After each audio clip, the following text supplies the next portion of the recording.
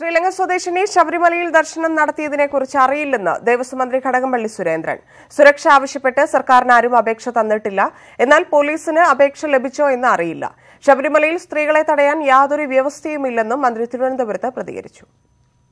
മാധ്യമങ്ങളിലൂടെയുള്ള സ്ഥിരീകരണമാണ് ലഭിച്ചിട്ടുള്ളത്. അതാകട്ടെ CCTV ദൃശ്യങ്ങളാണെന്ന് പറഞ്ഞാണ് കാണിക്കുന്നത്. അപ്പോൾ വിശ്വസിക്കാതിരിക്കാൻ നിർവാഹമില്ല.